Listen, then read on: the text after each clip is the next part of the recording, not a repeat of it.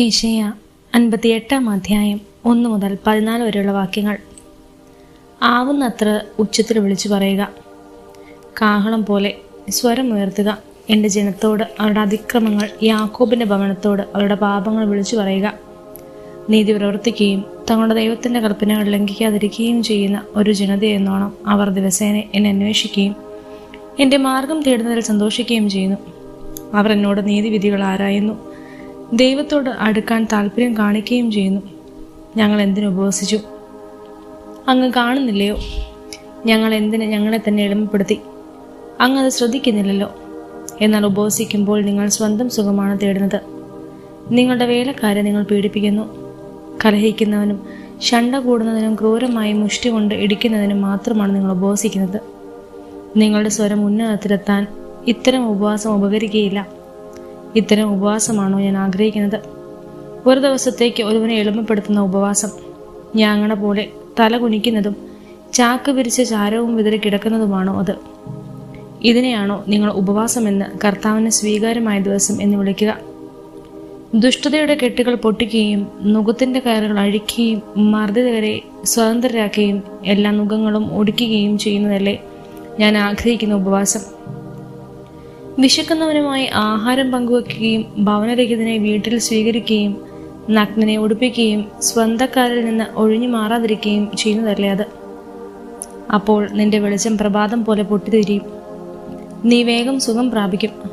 നിന്റെ നീതി നിന്റെ മുമ്പിലും കർത്താവിൻ്റെ മഹത്വം നിന്റെ പിൻപിലും നിന്നെ സംരക്ഷിക്കും. നീ പ്രാർത്ഥിച്ചാൽ കർത്താവ് ഉത്തരമരുളും. നീ നിലവിളിക്കുമ്പോൾ ഇതാ ഞാൻ എന്ന് അവിടുന്ന് മറുപടി തരും. മർദ്ദനവും കുറ്റാരോപണവും ദുർഭാഷണവും നിന്നിൽ നിന്ന് ദൂരെ അകറ്റുക. വിശക്കുന്നവർക്ക് ഉദാരമായി ഭക്ഷണം കൊടുക്കുകയും പീഡിതർക്ക് സംതൃപ്തി നൽകുകയും ചെയ്താൽ നിന്റെ പ്രകാശം അന്ധകാരത്തിൽ ഉദിക്കും. നിന്റെ ഇരുണ്ട വേളകൾ മധ്യാഹ്നം പോലെയാകും. കർത്താവിന് നിരന്തരം നയിക്കും. മരുഭൂമിയിലും നിനക്ക് സമൃദ്ധി നൽകും. നിന്റെ അസ്ഥികളെ ബലപ്പെടുത്തും. നനച്ചു വളർത്തിയ പൂന്തോട്ടവും വറ്റാതെ തീരറവിയും പോലെയാകും നീ. നിന്റെ പുരാതന നഷ്ടശിഷ്ടങ്ങൾ പുനരുദ്ധരിക്കപ്പെടും. അനേകം തലമുറകളുടെ അടിസ്ഥാനം നീ പണിതുയർത്തും. പൊളിഞ്ഞ മതിലുകൾ പുനരുദ്ധീകരിക്കുന്നവനും ഭവനങ്ങൾക്ക് കേടുപോക്കുന്നവനെയും നീ വിളിക്കപ്പെടും. ശാപത്തിനെ ചവിട്ടി മെതിക്കുന്നതിൽ എൻ്റെ വിശുദ്ധ ദിവസത്തിൽ നിന്റെ ഇഷ്ടം അനുവർത്തിക്കുന്നതിൽ നിന്ന് നീ പിന്തിരിയുക. ശാപത്തിനെ സന്തോഷദായകവും കർത്താവിൻ്റെ വിശുദ്ധ ദിനത്തെ ബഹുമാന്യവുമായി കണക്കാക്കുക. നിന്റെ സ്വന്തം വഴിയിലൂടെ നടക്കാതെയും നിന്റെ താല്പര്യങ്ങൾ അന്വേഷിക്കാതെയും വ്യർത്ഥ ഭാഷത്തിൽ ഏർപ്പെടാതെയും അതിനെ ആദരിക്കുക. അപ്പോൾ നീ കർത്താവിൽ ആനന്ദം കണ്ടെത്തും. ലോകത്തിലെ ഉന്നത സ്ഥാനങ്ങളിലൂടെ നിന്നെ ഞാൻ സവാരി ചെയ്യിക്കും. നിന്റെ പിതാവായ യാക്കോബിൻ്റെ ഓഹരി കൊണ്ട് നിന്നെ ഞാൻ പരിപാലിക്കും. കർത്താവാണ് ഇത് അരുളി ചെയ്തിരിക്കുന്നത്.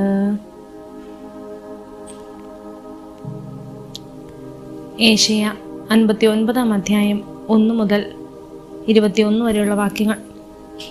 രക്ഷിക്കാൻ കഴിയാത്ത വിധം കർത്താവിൻ്റെ കരം കുറുകിപ്പോയിട്ടില്ല. കേൾക്കാനാവാത്ത വിധം അവിടുത്തെ കാതുകൾക്ക് മാന്യം സംഭവിച്ചിട്ടില്ല. നിന്റെ അകൃത്യങ്ങൾ നിന്നെയും ദൈവത്തെയും തമ്മിൽ അകറ്റിയിരിക്കുന്നു. നിന്റെ പാപങ്ങൾ അവിടുത്തെ മുഖം നിന്നിൽ നിന്ന് മറച്ചിരിക്കുന്നു. അതിനാൽ അവിടുന്ന് നിന്റെ പ്രാർത്ഥന കേൾക്കുന്നില്ല. നിന്റെ കരങ്ങൾ രക്തപങ്കിലമാണ്. വിരലുകൾ അകൃത്യങ്ങളാൽ മലിനമായിരിക്കുന്നു. നിന്റെ അതരം വ്യാജം പറയുന്നു. നാവ് ദുഷ്ടത പിറുപിറുക്കുന്നു. ആരും നീതിയോടെ വ്യവഹാരം നടത്തുന്നില്ല. സത്സന്ധയോടെ ആരും ന്യായസനത്തെ സമീപിക്കുന്നില്ല. അവർ പൊള്ളയായ വാദങ്ങളിൽ ആശ്രയിക്കുകയും നുണ പറയുകയും ചെയ്യുന്നു. അവർ തിന്മയെ ഗർഭം ധരിച്ച് അനീതിയെ പ്രസവിക്കുന്നു. അവർ അണലിമുട്ടയിന്മേൽ അടയിരിക്കുകയും ചിലന്തിവല നെയ്യുകയും ചെയ്യുന്നു. അവയുടെ മുട്ട തിന്നുന്നവർ മരിക്കും. മുട്ട പൊട്ടിച്ചാൽ അണലി പുറത്തു വരും. അവർ നെയ്ത വസ്ത്രത്തിന് കൊള്ളുകയില്ല. അവരുണ്ടാക്കിയതിന് മനുഷ്യർക്ക് പുതുക്കാനാവില്ല. അവർ പ്രവർത്തിക്കുന്നത് അകൃത്യമാണ്. അവരുടെ കരങ്ങൾ അക്രമം പ്രവർത്തിക്കുന്നു. അവരുടെ പാദങ്ങൾ തിന്മയിലേക്ക് കുതിക്കുന്നു. നിരപരാധികളുടെ രക്തം ചൊരിയുന്നതിന് അവർ വെമ്പൽ കൊള്ളുന്നു. അവർ അകൃത്യം നനയ്ക്കുന്നു. ശൂന്യതയും നാശവുമാണ് അവരുടെ പെരുവഴികൾ. സമാധാനത്തിൻ്റെ മാർഗം അവർക്ക് അജ്ഞാതമാണ്. അവരുടെ വഴികളിൽ നീതി അവശേഷിക്കുന്നില്ല. അവർ തങ്ങളുടെ മാർഗങ്ങൾ വക്രമാക്കി അതിൽ ചരിക്കുന്നവർക്ക് സമാധാനം ലഭിക്കുകയില്ല. നീതി ഞങ്ങളിൽ നിന്ന് വിദൂരത്താണ്. ന്യായം ഞങ്ങൾക്ക് ലഭിക്കുന്നില്ല. ഞങ്ങൾ പ്രകാശം തേടുന്നു, എന്നാൽ എങ്ങും അന്ധകാരം. ദീപ്തി അന്വേഷിക്കുന്നു, എന്നാൽ ഞങ്ങളുടെ മാർഗം നിഴൽ മൂടിയിരിക്കുന്നു. അന്ധരെ പോലെ ഞങ്ങൾ ചുമരും തപ്പിത്തടയുന്നു, കണ്ണില്ലാത്തവരെ പോലെ ഞങ്ങൾ തപ്പിത്തടയുന്നു. അരണ്ട വെളിച്ചത്തിലെന്ന പോലെ മധ്യാഹ്നത്തിൽ ഞങ്ങൾക്ക് കാലിടറുന്നു. ഊർജ്ജസ്വലരുടെ ഇടയിൽ ഞങ്ങൾ മൃത്യുപ്രയരാണ്. ഞങ്ങൾ കരടികളെപ്പോലെ മുരളുകയും പ്രാവുകളെപ്പോലെ കുറുകിക്കൊണ്ടിരിക്കുകയും ചെയ്യുന്നു. ഞങ്ങൾ നീതിക്ക് വേണ്ടി കാത്തിരിക്കുന്നു, എന്നാൽ ലഭിക്കുന്നില്ല. രക്ഷ പ്രതീക്ഷിച്ചിരിക്കുന്നു, അത് വിദൂരത്താണ്. ഞങ്ങളുടെ അതിക്രമങ്ങൾ അങ്ങയുടെ മുമ്പിൽ വർദ്ധിച്ചിരിക്കുന്നു. ഞങ്ങളുടെ പാപങ്ങൾ ഞങ്ങൾക്കെതിരെ സാക്ഷ്യം നൽകുന്നു. ഞങ്ങളുടെ അതിക്രമങ്ങൾ ഞങ്ങളോടൊപ്പമുണ്ട്. ഞങ്ങളുടെ അകൃത്യങ്ങൾ ഞങ്ങൾ അറിയുന്നു. ഞങ്ങൾ തിന്മ പ്രവർത്തിക്കുന്നു, കർത്താവിനെ നിഷേധിക്കുന്നു, ദൈവത്തിൽ നിന്ന് പിന്തിരിയുന്നു. മർദ്ദനവും കലഹവും പ്രസംഗിക്കുകയും വഞ്ചന നിരൂപിക്കുകയും പറയുകയും ചെയ്യുന്നു. നീതി പുറന്തള്ളപ്പെട്ടിരിക്കുന്നു, ന്യായം വിദൂരത്ത് നിൽക്കുന്നു. സത്യം പൊതുസ്ഥലങ്ങളിൽ വീണടിയുന്നു. സത്യസന്ധതയ്ക്ക് അവിടെ പ്രവേശനമില്ല. സത്യമില്ലാതായിരിക്കുന്നു. തിന്മയെ വിട്ടകലുന്നവൻ വേട്ടയാടപ്പെടുന്നു. അവിടെ നീതിയില്ലെന്ന് കർത്താവ് കണ്ടു. അത് അവിടുത്തെ അസന്തുഷ്ടനാക്കി. അവിടെ ആരുമില്ലെന്ന് അവിടുന്ന് കണ്ടു.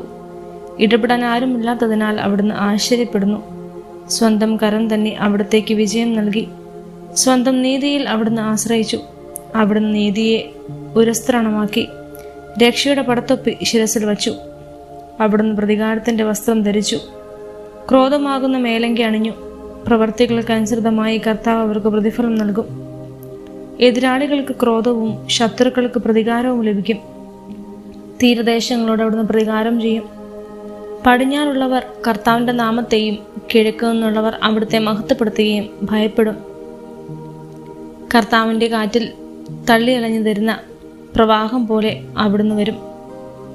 കർത്താവ് അരുളി ചെയ്യുന്നു, സിയോനിലേക്ക്, തിന്മകളിൽ നിന്ന് പിന്തിരിഞ്ഞ യാക്കോബിൻ്റെ സന്തതികളുടെ അടുക്കിലേക്ക് കർത്താവ് രക്ഷകനായി വരും. കർത്താവ് അരുളി ചെയ്യുന്നു, ഞാൻ അവരുമായി ചെയ്യുന്ന ഉടമ്പടി ഇതാണ്. നിന്റെ മേലുള്ള എൻ്റെ ആത്മാവും നിന്റെ അധരങ്ങളിൽ ഞാൻ നിക്ഷേപിച്ച വചനങ്ങളും നിന്റെയോ നിന്റെ സന്താനങ്ങളുടെയോ അവരുടെ സന്താനങ്ങളുടെയോ അധരങ്ങളിൽ നിന്ന് ഇനി ഒരിക്കലും അകന്നു പോവുകയില്ല. കർത്താവാണ് അരുളി ചെയ്യുന്നത്.